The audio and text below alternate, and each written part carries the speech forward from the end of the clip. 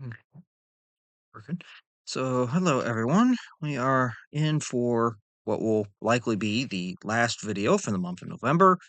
As we discussed last week, this one we're of course doing the president's video for the month, but it also ties in with the World War One theme because President Woodrow was president during the First World War, so it kind of ties in with the whole theme there. And do forgive me if anything goes wrong here because I am trying to work with a new computer and something I'm still trying to figure out. So we are going to go ahead here and go as we usually do. So we usually cover a bit of their life before they were president. Then we cover, of course, the main events of their presidency and kind of go into more detail on that when we can. And for Woodrow Wilson, it's going to be definitely a president that I like what he accomplished in some manners, but I also hold some prejudices against him because most notably the guy was racist as all get out. And there's no really hiding that fact. I mean, it was also a product, I think, of his raising of being a Southerner, from being the son of two Confederate supporters during the Civil War. I'm sure that definitely impacted his views, but eh, I mean, Wilson's not a perfect guy. Yeah, let's say it like that. He is not perfect, but a lot of the policies that he did accomplish, I don't think are all that bad and all get out. Plus, I have to somewhat talk nice about the man in some manner because doing a little bit of family ancestry, I've actually come about that I may be somehow, I've not had conclusive proof yet. I'm still searching for it, but through a little bit of genealogical searching, I have discovered that there may possibly be a very distant link between me and Wilson in terms of relation. How distant, I don't know. If it's actually there, I don't know that either. But there is enough information that seems to coordinate that we both had ancestors that came out of Scotland with the Wilson name, out of the same area of Scotland, in fact. So there is a small chance I could be very distantly related to this dude. But we're still pending for confirmation on that through further research, which is ongoing. So for Woodrow Wilson, he was born Thomas Woodrow Wilson on December 28th of 1856 in Staunton, Virginia. His father was Joseph Wilson, was a Presbyterian minister. His mother, Janet Wilson, was a minister's daughter and originally had actually come from England. She was not originally born in America. His nickname while he was growing up was Tommy, according to his family. Wilson's childhood and teen years were spent kind of on the move. Family did not live in Staunton for the rest of his childhood and teenage years. They were kind of on the move, and they were spent in both Columbia, South Carolina, and Augusta, Georgia, where I believe they actually have the Woodrow Wilson Boyhood Home today, is in Augusta, Georgia. Now, of course, Wilson, being a Southerner, he grew up during the time of the Civil War and Reconstruction, possibly the single most calamitous event for the South, for the American South, that has ever occurred in this nation's history. Of course, Wilson's family was very well involved with the Southern War effort. His father was actually a Confederate supporter and even served as a Confederate Army chaplain to soldiers and used his church as a hospital to house injured Confederate soldiers that were in need of medical attention. Of course, that also might have influenced that down the road his racial views because he did come from a different time when people thought of different things toward African Americans. I mean, his parents very much grew up in a world, and he grew up in a world where African Americans at first were slaves, and then they had recently been freed, and a lot of the Southern people struggled with that to get over that and to adapt to the times that slavery was done. That African Americans are fellow citizens; they are to be treated as such, and Southerners for a very long time struggled with that. I won't say so much today because I don't think that's. I mean, racism is still around, but in terms of like up through like the segregation and everything like that, that's not going on now. To put it bluntly, and of course, I mean the KKK is still around, but it's not going on manhunts hunting for any African Americans that dare to exercise their right to vote as they did back in the 1870s. Now, of course, Wilson grows up during that time. So it isn't really until after the Civil War is done and about after the restoration of, all the southern defeated Confederate states to the Union that Wilson is finally able to really start going into school In the 1873 to 74 school year, Wilson attended Davidson College in North Carolina. He ended up, however, transferring as a freshman that year out of Davidson to the college of what was then known as the College of New Jersey, because it wasn't until 1896 that the College of New Jersey ends up being renamed Princeton University, which many of us would probably be more familiar with. While he was at college, Wilson studied both history and political philosophy, and he found quite a calling in both of those. Wilson would graduate in 1879 from the College of New Jersey and then attended the University of Virginia School of Law in Charlottesville in order to pursue getting admitted to the bar. However, he was forced to withdraw from law school due to his poor health. And Wilson, we're going to set that right now. Wilson was not always the healthiest of men. He had a horde of health problems that he kind of kept very private about, but his doctors knew and kind of advised him, especially when he was president, to really keep. You need to keep a light schedule. You need to watch, how much stress you're putting on yourself a day because you are not the healthiest man and we don't want to trigger anything. Lo and behold, as we'll see in the presidency, Wilson's second term, the end of it, ends up kind of being put on hold and pretty much puts him in a almost like a back seat for the rest of his second term due to a health crisis that he ended up having at the end of that second term that almost made it as if America was being run by the cabinet because of how things ended up being played out. Now, Wilson would continue his study of law while living with his parents in Wilmington, North Carolina after dropping out of law school, and he would eventually be admitted to the Georgia bar in 1882 and then tried to start an Atlanta law firm. However, Wilson very quickly, during starting his law career out, finds that I don't think law is for me. I don't enjoy it. And the one thing that Wilson complained about the most was that he hated and disliked the daily procedural aspects and idiosyncrasies and abandoned the practice a year later. He hated the daily procedural aspects of practicing law. That was what got to him. And he absolutely just decided, nope, not for me. I'm out. So he abandons the practice that he starts in 1883 and then wishes to pursue study of political science and history instead. So he ends up receiving a Ph.D. in political science from Johns Hopkins University in 1886. He is the only president to this day to hold a doctorate degree. And in 1885, just about a year before that, he had married Ellen Axon, who was a Georgia minister's daughter, and they ended up having three children. And Ellen was also quite the academic herself. She actually ended up learning German as a language in order to help Wilson because during his academic career in teaching at colleges, Wilson would often have to translate German texts from certain historical courses that he was teaching. And Ellen actually was able to translate these texts for him having learned German herself. They would have three children. All of them were daughters. Their oldest was Margaret, who was born in 1886, the year that Wilson would graduate from Johns Hopkins with his PhD. A second daughter, Jessie, would follow in 1887, and a third and youngest daughter, Eleanor, would follow in 1889. After graduation from Johns Hopkins in 1886, Wilson taught as a professor at Bryn Mawr Women's College in Pennsylvania. It was strictly a women's college, one of the first, actually, I think, at the time, at least in that part of the country. And while during his time at Bryn Mawr, Wilson would teach Greek and Roman history, American history, and political science. He would leave college. He left the college. He left Bryn Mawr in 1888. So he starts teaching there in 1886, and he leaves after about 2 years because he ends up clashing a lot with the staff, and he doesn't like the way that the students are not being receptive enough, in his opinion, to what he's trying to teach them. So he ends up leaving Bryn Mawr College and accepts a post at Wesleyan University in Connecticut.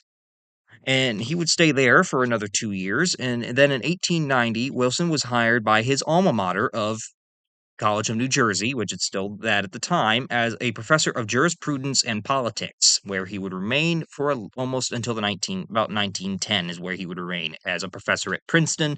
And in 1902, he would actually be elected University of Princeton president, which he would remain until he left in 1910. So from 1890 until 1910, he is teaching first as a professor at Princeton University and then later is elected university president.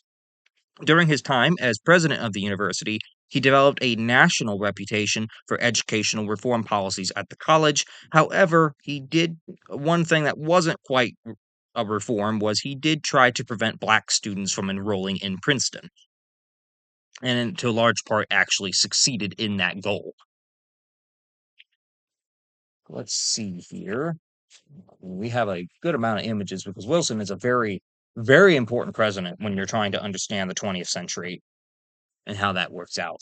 His presidency is just, it's up there with, I think, not in terms of greatness, but in terms of how impactful it impacts the world and the United States as a whole going forward.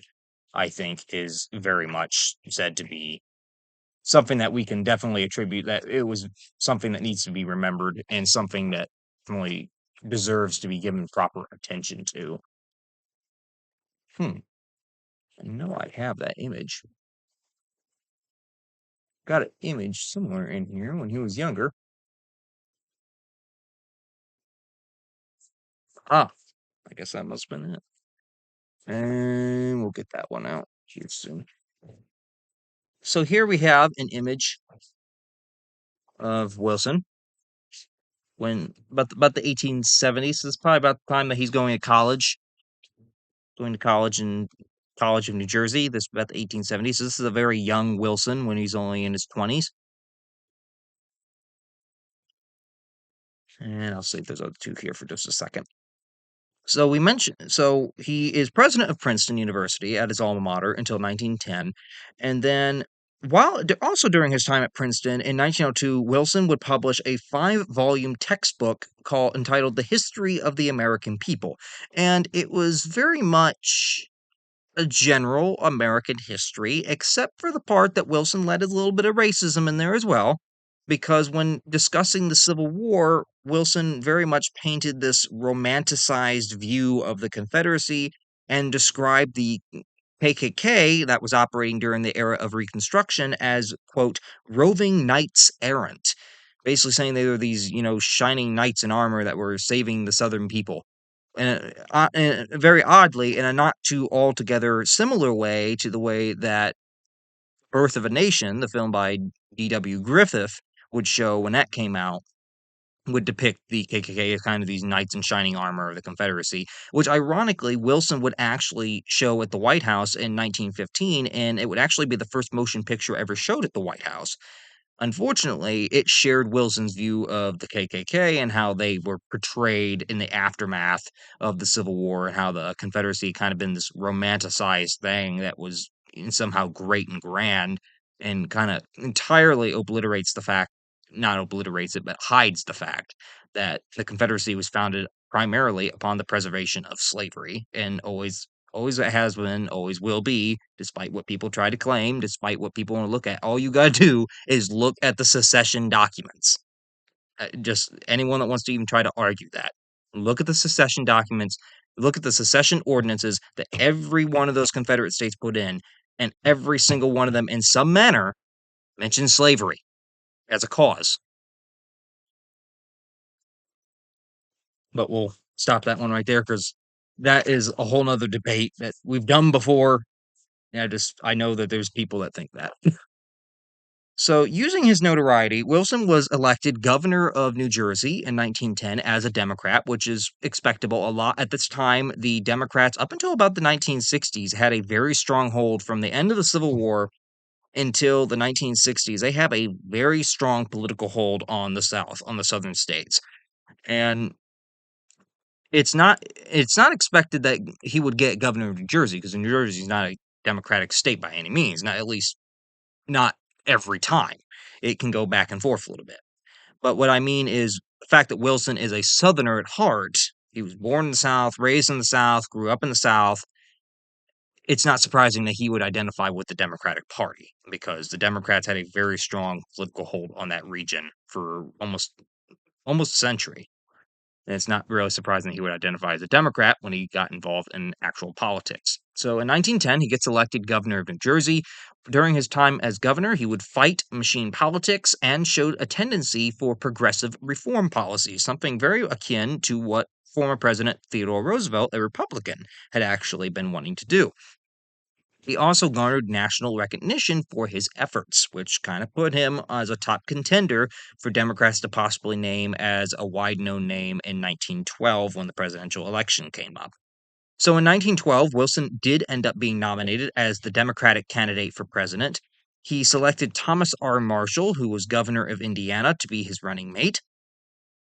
Conservative Republicans that year, and this, I mean, we've discussed the 1912 election before, renominated President Taft, who was the incumbent, while the progressive wing of the Republican Party ended up breaking off to form the Progressive or Bull Moose Party and nominated former President Theodore Roosevelt, who had been kind of robbed out of a nomination at the Republican convention that year.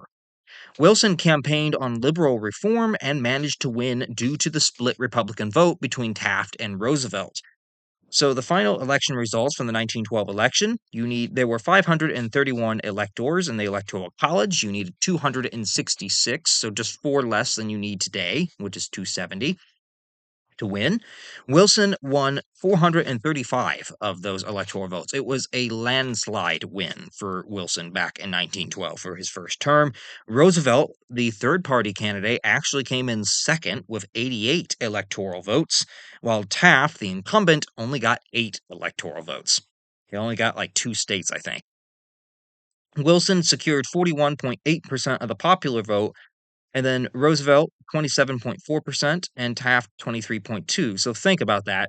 Already in the popular vote, we can kind of see that the Republican vote got split because if you combine 27 and 23, that's definitely more than Wilson combined, but they're split between 2 different candidates.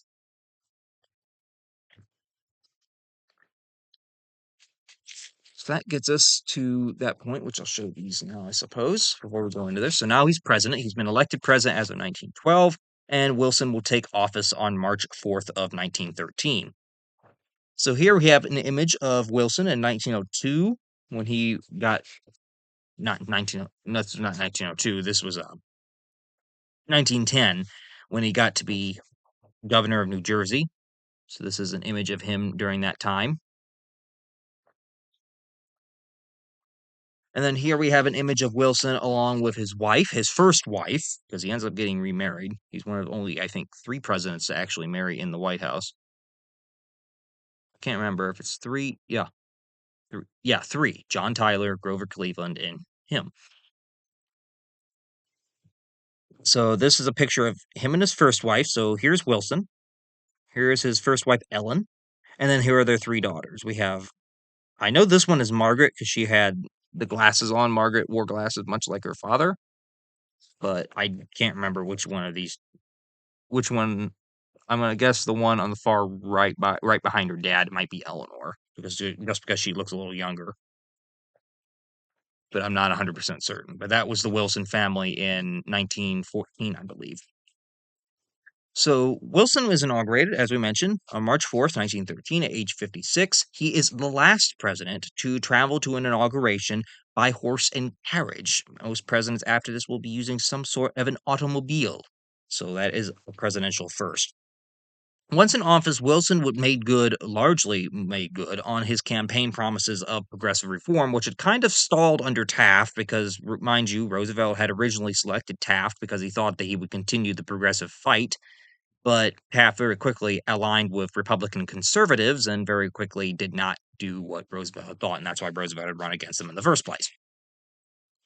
But Wilson very much carries out his campaign promises. Among the many things, there's a horde of accomplishments that come in both his first and second term. Most of these were during his first. But he would pass, during his first term, primarily, we got the Underwood-Simmons Act was passed by Congress and signed by Wilson, which would reduce tariffs on imports and imposed a new federal income tax, which would also later be solidified. He also helped to pass legislation establishing the Federal Reserve that helps to regulate to this day the nation's banks, credit, and money supply. He also helped to establish the Federal Trade Commission, which helps to investigate and prohibit unfair business practices. Both institutions are still around today doing their jobs with full vigor. Wilson also achieved several smaller progressive reforms as well during his first term. Child labor laws were a main concern of Wilson, seeing child labor and trying to get that under control in the United States and outlawed in some degree was a major priority of his that did largely get accomplished. He also accomplished getting an 8-hour workday for railroad workers. He also supported getting one for all workers in general, but that wasn't quite as successful. And he also was managed to allow the government to provide loans to farmers that were struggling. And he also nominated Justice Louis Brandeis to the Supreme Court, who was the court's first Jewish member. Now, while Wilson did accomplish much in his progressive reform, he did not apply it to everybody that came to his attention during his White House years, most notably African Americans. And one way that we see this even air out in his presidency, just with the progressive reforms, is he actually ended up resegregating because Theodore Roosevelt, had actually begun the process of trying to desegregate some of the government's agencies to try to promote more fair and equality. He had actually been the first man to invite a African American to come visit the White House and dine with him. It was, I believe, it was Booker T. Washington, if I'm not wrong. It was either Booker T. Washington or it was George Washington Carver. It was one of the two men, but he actually invited them to come to dinner at the White House, and that was a big shock to the public at the time. And Wilson very much is going back on that track. He resegregates many federal agencies, such as the Post Office, the Treasury, the Navy, and the War Department. And during World War I, Wilson would allow African Americans to serve, but he maintained that they would have to be in segregated units. In July of 1914, World War I would break out in Europe, which would come to dominate Wilson's remaining presidency and his second term, but we'll get to that here shortly. Now, it began, of course, after the assassination of the Austro-Hungarian heir to the throne, Franz Ferdinand, in the Bosnian city of Sarajevo in Europe by a Serb nationalist. Austria-Hungary very much fought and had reason to believe that Serbia, a neighboring country that was openly hostile and had ambitions on Bosnia, very well might have been involved in the assassination. They gave an ultimatum to Serbia, and Serbia was willing to consent to most of them, except for Austrian supervision of how they would try the conspirators that were part of a terrorist gang on its own soil. Serbia neglected that. Serbia's allies, Russia. Russia tells Austria Hungary, if you go to war with Serbia, we're going to war with you. You're not going to bully our little cousin around because they're also Slavic. Germany is Austria Hungary's ally. Germany tells Russia, well, if you go to war with Austria, we're getting involved. France is Russia's ally. France says, okay, you're going to get involved. I'm getting involved. And it just goes on a domino effect from there. Britain would end up getting involved when Germany, in order to invade France, would invade neutral Belgium, of which Britain was obligated to protect under an 1830 treaty. So World War I breaks out in July of 1914, and this very quickly is going to become Wilson's focus for the remainder of his presidency, both the rest of his first term and for his upcoming second. Wilson would declare the United States as being neutral at the outbreak of World War I, and he worked to avoid becoming entangled in what most saw as a European quarrel. Most Americans, although they may have had some sympathy for one side or the other, because mind you, America was home to sympathies on both sides. We have a lot of Americans that are, pointing to our burgeoning trade with the Allies, such as France and Great Britain, and really wanted to protect them. And of course, they have more cultural ties to France and Great Britain. But then you also have a lot of immigrants in America that have come from areas of like Ireland and Germany and Ottoman Turkey and Russia, and they're not so willing to back the Allies, and they're more willing to support, their homelands or those who are fighting against those who oppress their homelands. So there's a mixture of emotion in America, and Wilson correctly, I think, at the time, points that we're not ready for a war. Our army is only about 100,000 strong in 1914. We are in no manner ready to go to war. So he correctly envisions that neutrality is the best course of action right now. Unfortunately, Wilson very quickly would suffer a personal tragedy in August of 1914 as World War I is amping up. As on August 6th, Wilson's wife Ellen actually ended up dying. She ended up passing away, I believe, due to complications from Bright's disease. And it was not very long after Ellen died that Wilson met a young widow named Edith Bowling Galt at a White House dinner. And Galt was born in 1872, so she was well over 15 years younger than him. And that put up quite a stir with his daughters that he was seeing a woman that was almost 20 years his senior, almost 20 years his junior, I should say. And that did put up a stir with them.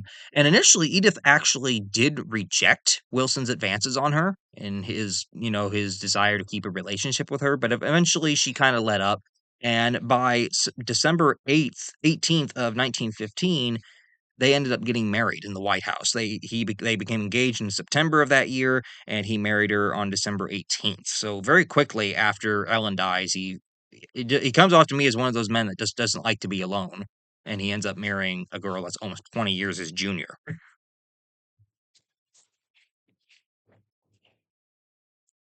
In May of 1915, the British ocean liner Lusitania, which many of us would probably know of this common event as it's taught pretty commonly, Lusitania was torpedoed and sunk by a German submarine. Out of the 1,198 passengers that were killed in the sinking, 128 of those passengers were American citizens, which thus kind of brought the Americans to a standstill. At the same time, German unrestricted submarine warfare is also targeting any ships that are trying to trade with Great Britain or France, and that includes American merchant ships, which are also being targeted. And this brings the real question to Wilson and to the American public that, okay, we accept that this is a European quarrel, but now in this European quarrel, Americans are getting killed. So do we stand idly by or do we get involved? And the American public opinion was absolutely outraged by the sinking of the Lusitania, and many actually began to advocate joining the war. Wilson, at this point, is still not ready for war. He still thinks that it is not the United States' problem to get involved in Europe's powder keg quarrel. But he does view that we do need to do something because Americans are dying in this war, even though we're not involved.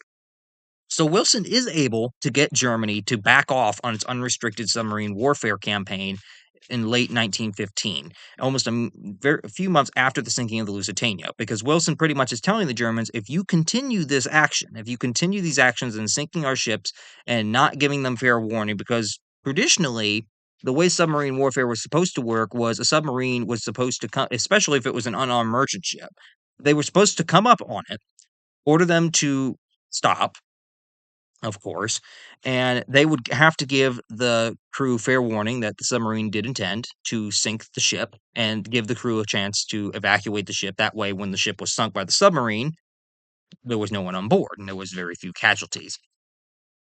And that was the way it was supposed to go. And at the very beginning of the war, that was how it went. What changed the game was the way Britain was conducting its merchant fleets by secretly arming these merchant ships.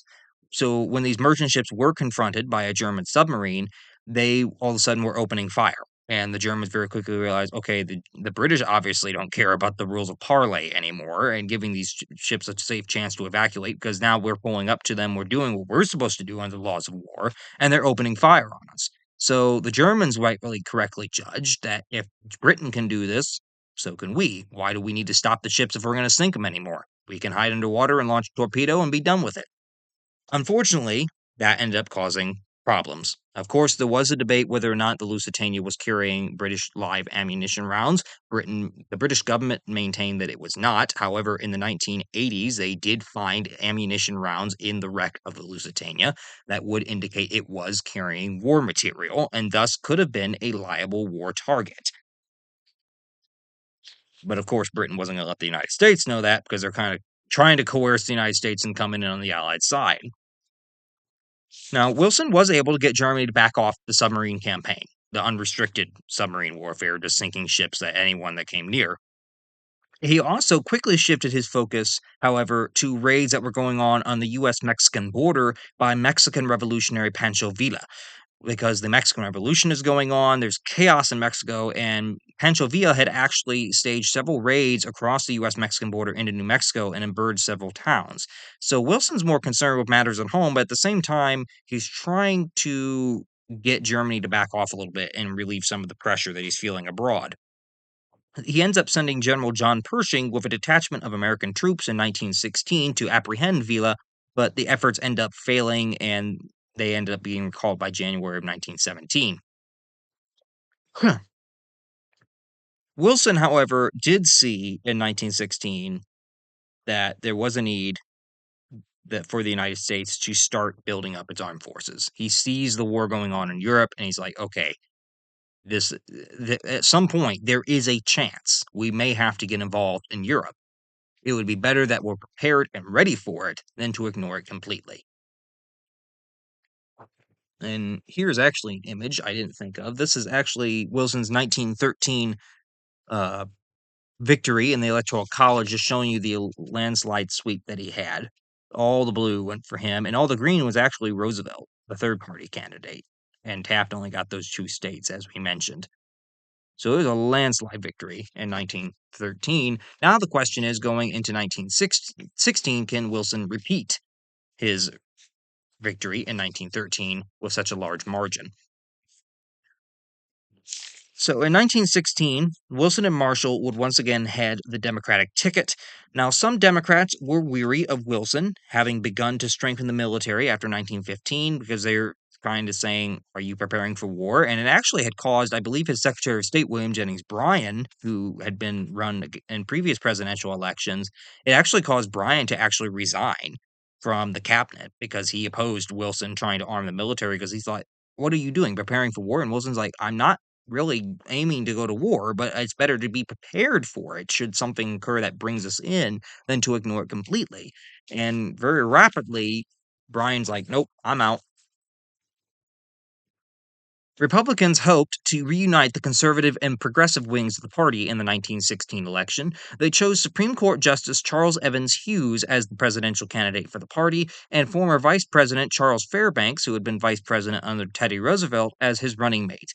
Now, Hughes was chosen to reunite the 2 wings because since he had been on the Supreme Court in 1912, he had been entirely removed from politics and entirely removed from the whole quarrels that had come about between Roosevelt and Taft, and thus he wasn't involved and stood a good chance at garnering support on both sides. Wilson campaigned in 1916 on his progressive record and on having kept America neutral in World War I. He campaigned mostly on the slogan of "He kept us out of war." Ironically, that very saying, even though it won him re-election in 1916, it was by a slim margin, and had the public known what was going to happen just about a month after his inauguration and for his second term, I don't know if they would have elected him again. In 1916, the results were as follows. Wilson got only 277 electoral votes. It was a very close race. He needed 266, mind you, to win. So he only got 11 more than he needed. His Republican opponent, Hughes, ended up getting 254 electoral votes. Wilson won actually less than half of the popular vote at only 49.2%, while Hughes took 46.1%.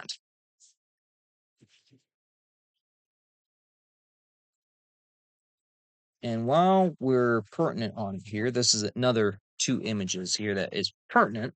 So this is the 1916 Electoral College map results. So Wilson very much swept the West. He swept the South, but he lost the Midwest and the Northeast, with the small exceptions of New Hampshire and Ohio. And then out here, the winning state that ended up determining the 1916 election was California. When California was called for Wilson, it was over for Hughes, and Wilson was able to secure the nomination. And back then, it's kind of weird. Well, not nomination, but the presidency, but kind of weird that back then California has like 50 some electoral votes today, the most of any state. And back then, California only had a meager 13. That's kind of shocking. Think of what we have today. Because back then, Pennsylvania and New York had the most with 45 and 38 respectively. And now neither of those states has anywhere near that number. Pennsylvania maybe has 20, and I think New York has maybe 29, I think. And then here's a picture this is actually from Wilson's first term, but it is significant because this is him giving the State of the Union address in 1913, his first one before Congress. And back here, we even have a picture of Vice President Marshall, who's, of course, always there with the Speaker of the House. The Vice President sits behind the President. And this is significant because Wilson, although the State of the Union speech was nothing new, it had been started under George Washington, Wilson was actually the one that started the tradition of giving it before Congress. And that has continued ever since. Every State of the Union since has been delivered before Congress in some kind of a event, and that has continued to this very day. But Wilson, while he didn't start the State of the Union speech tradition, he did start the tradition of delivering it before Congress.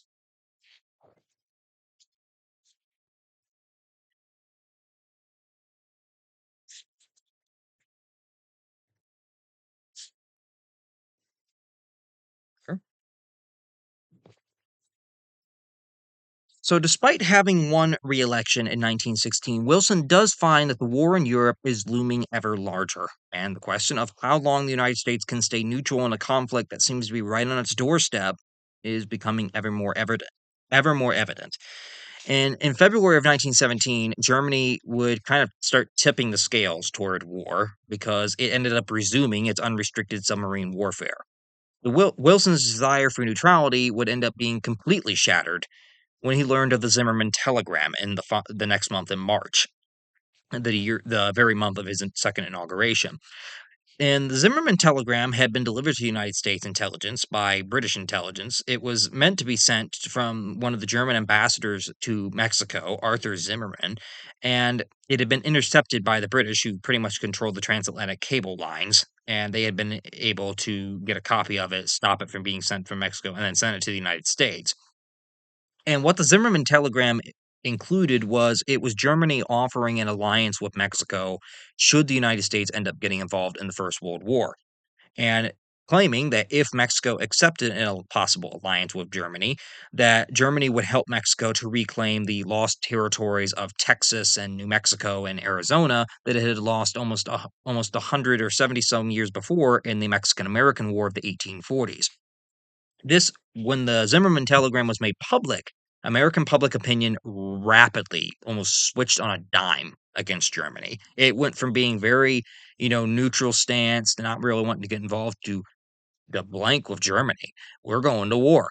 Like, how dare they try to incite this? Now, mind you, Mexico was in the middle of revolution when this telegram came out. So the fact that I don't think Mexico would have actually been capable, had it allied with Germany or even wanted to actually pull off what Germany was offering. But just the mere audacity of Germany to offer such an alliance and to do such an overt threat to the United States, and for the Americans to find out about it, it's not that hard to see why it incentivized Americans so profusely toward joining the war.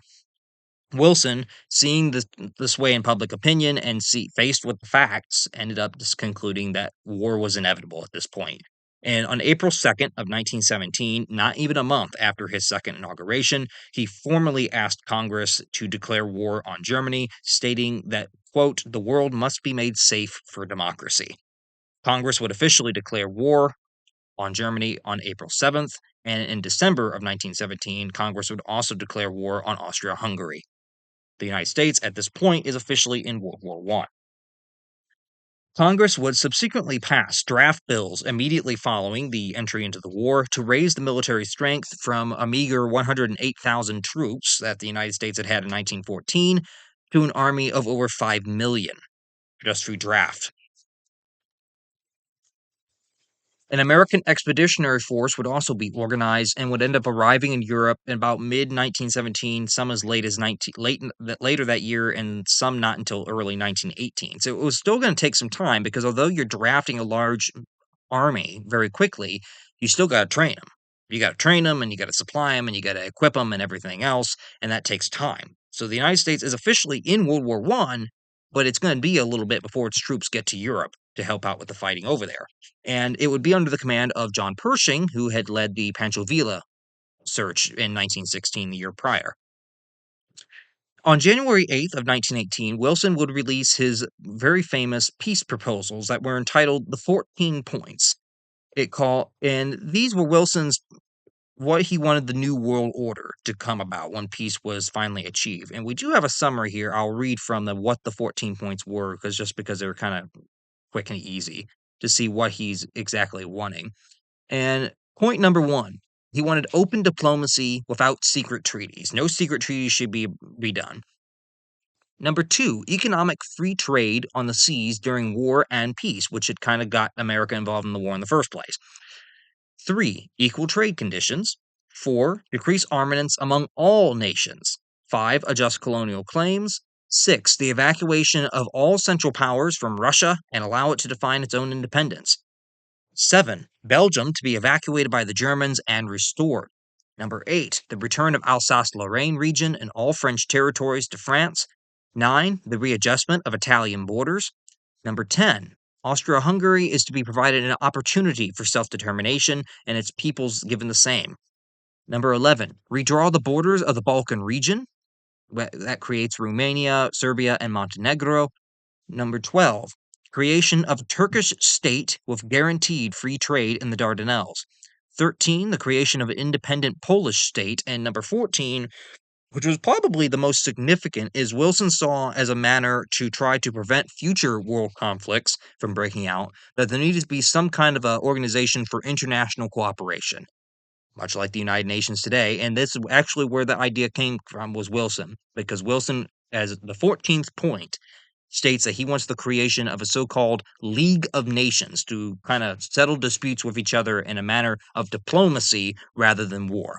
Now, the League of Nations would eventually get adapted. It would actually come about, and after World War II, it would be replaced with the modern day United Nations. So the whole idea of the United Nations as a whole, the whole idea of this international peacekeeping global body, ended up originating with Wilson. It was largely possibly his biggest legacy in the world, I think, is the United Nations in some way. Even though he wasn't around to see with the United Nations come about, he was the progenitor of its predecessor that it ended up replacing. And this would be the terms, the 14 points would be the terms that Wilson would want for peace going forward. And Germany would actually later request armistice proposals based on these points. However, they weren't really given. The arrival of American troops, however, in Europe and the backing of American money did help turn the tide for the Allies in 1918, and Germany would officially surrender with an armistice on November 11th of that year. So the war over in Europe within about less than 2 years after America getting involved. Now it is time to win the peace, and Wilson is so determined to win it that he decides he's going to go and represent the United States himself, not his Secretary of State or other officials. He wants to go himself to represent the United States in the peace negotiations. And before we continue,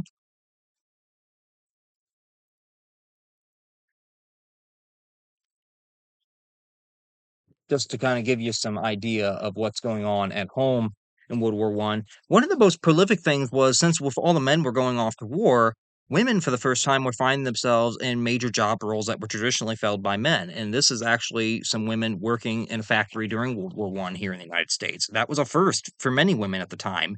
Mind you, women still can't vote yet.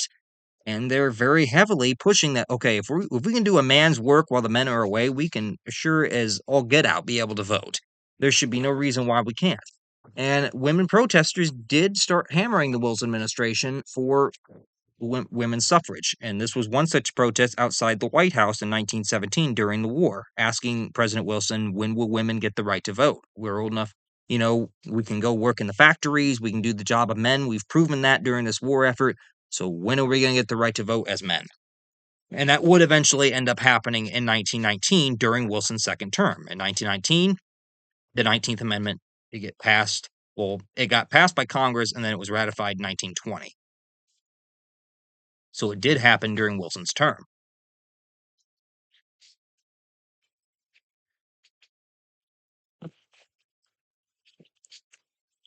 So in early 1919, Wilson would travel to Europe to take part in the Paris Peace Conference with the other Allied leaders.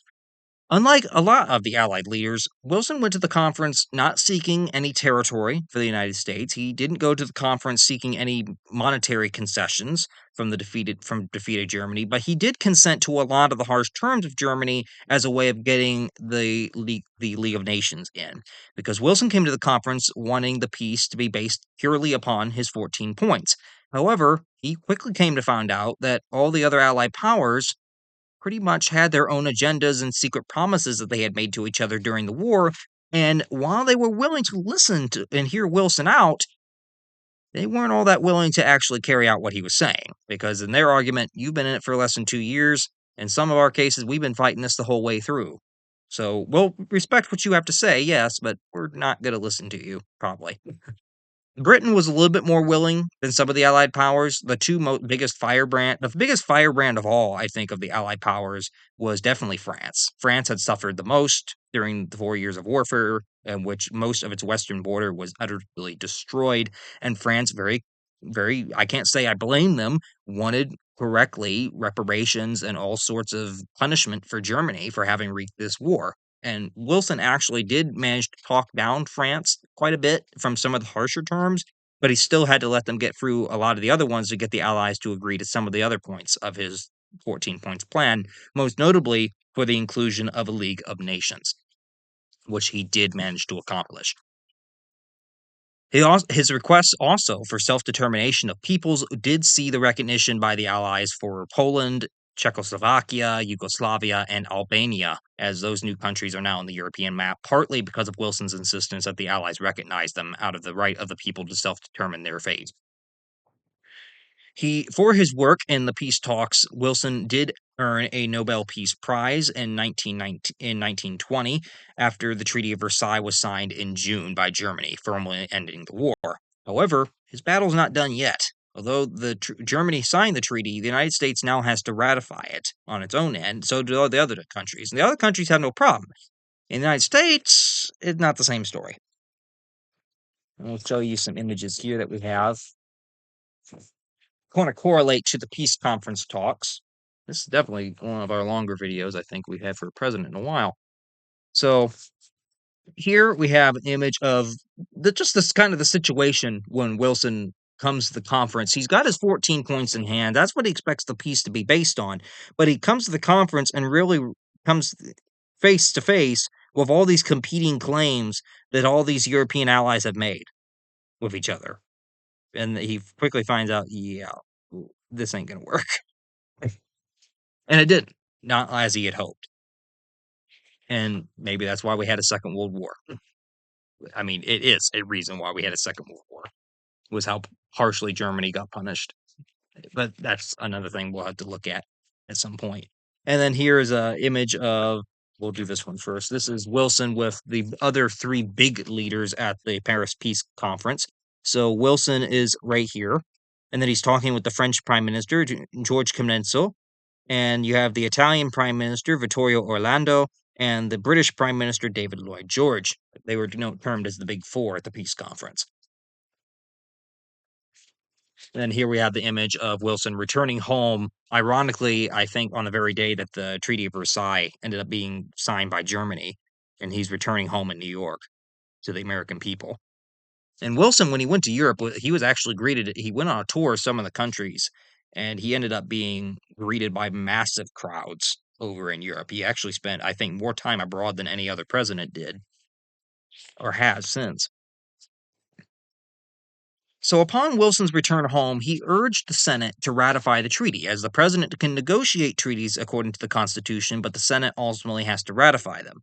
Republicans were angered at having been left out of the peace talks, and they viewed the treaty as being too harsh. Wilson had only taken one Republican with him to the peace conference out of his entourage that came with him. And even though Republicans had the majority in the Senate and thus had a significant amount of political power in Congress, and Wilson kind of left them out of the talks. He didn't keep them informed, he didn't keep them up to date, and they resented Wilson for this. They said, "You negotiated this without even bringing our side of the argument in? But yet you're supposed to be representing us as well."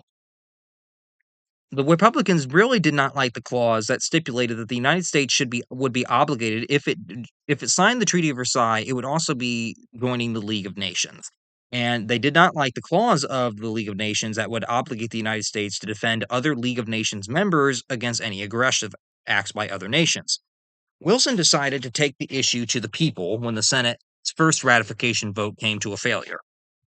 And he decided that, well, I'll get the people to back me. You don't want to do this? Fine. I'll go to the people. They'll back me. They'll back my position. So he went on a train tour of the West. He ended up collapsing on board the train while it was heading toward Wichita, Kansas on the night of September 25th from stress. And then on the night of October 2nd, he had got up in the middle of the night to use the bathroom in the White House, and he ended up having a massive stroke. Massive stroke that actually left him partially paralyzed, as he was paralyzed on his left side permanently. He couldn't use his left side. Wilson's poor health would end up keeping him confined for the remainder of his second term, with his cabinet and his wife largely calling the shots. He was an incapacitated president, and Congress didn't end up ratifying the Treaty of Versailles, and instead had to renegotiate a new treaty to officially end the War with Germany. And one might argue, well, when the president is incapacitated, as such said during the 22nd Amendment, aren't they supposed to be relieved by the vice president? Doesn't it stipulate that? Yes, it does.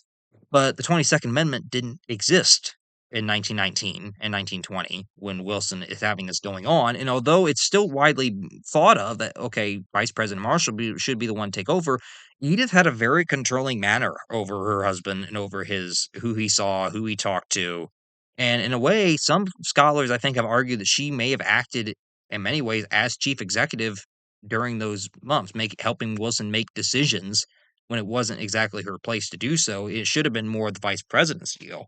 And I believe there were members of the cabinet who had actually urged Vice President Marshall to take over, and Marshall had just for some reason refused, not wishing to challenge Mrs. Wilson.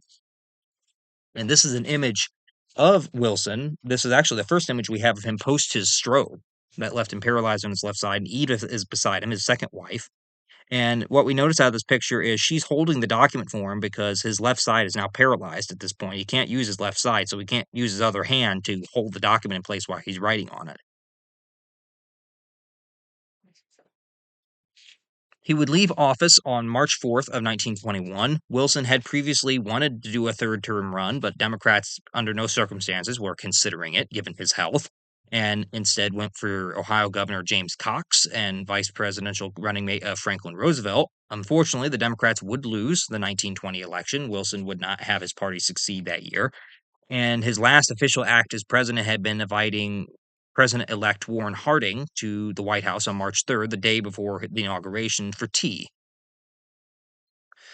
Wilson would resign. Wilson's presidency is also a lasting thing during his final 2 years in office. It also saw the passage of both the 19th Amendment, as we said, that gave women the right to vote, and the 18th Amendment, that prohibition of alcohol, which would end up actually being repealed years later. After leaving office on March 4th of 1921, Wilson would reside in Washington, D.C. after leaving office. He would not leave the capital. He did entertain possibly going back into law, but his poor health pretty much incapacitated him for the remainder of his years. And he ended up dying on February 3rd of 1924 at age 67. I believe one of the last major public appearances that he had made before his death was the previous August. In August of 1923, he had appeared for President Harding's funeral, who had actually died in office of a heart attack. And Wilson did attend that. And that was, I think, one of the last times anyone got to see him on a public event. He is actually buried in this day in Washington National Cathedral, which he is the only president to actually be buried in the nation's capital. So this was President Wilson, the 28th president. And he, as I said, not aside from his racism, which is prevalent, and possibly the one big stain that he has on, I think, a lot of his presidency is his racism toward African Americans and the way that he did conduct that as president. Uh, but from what he accomplished in foreign diplomacy and for ending a war that had gone on for 4 years, I think Wilson is to be applauded on those efforts. But there are others, as we mentioned, that you got to watch what he does. You got to really take a look at what he did. But all in all, an above average president, I would say. Is he the greatest? No. But is he above average and did accomplish quite a bit? Yes. So that concludes for Woodrow Wilson. So if anyone has any comments, any added information, any questions, or anything like that, feel free to put them in the comments section, and I'll be more than happy to go through them. As I mentioned, I don't think we're going to have a video for next week because it is the Thanksgiving holiday week, and I anticipate I'm going to have a lot going on. So I don't think we're going to have one next week. So our next video will be 2 weeks from now, or at least it should be, and that would be the first week of December. So we're going to take a break next week unless something happens that allows me to get one in. So hopefully everyone enjoys the upcoming Thanksgiving holiday, enjoys it with family and friends and plenty of food. And we'll see you all back here in first week of December for our next video.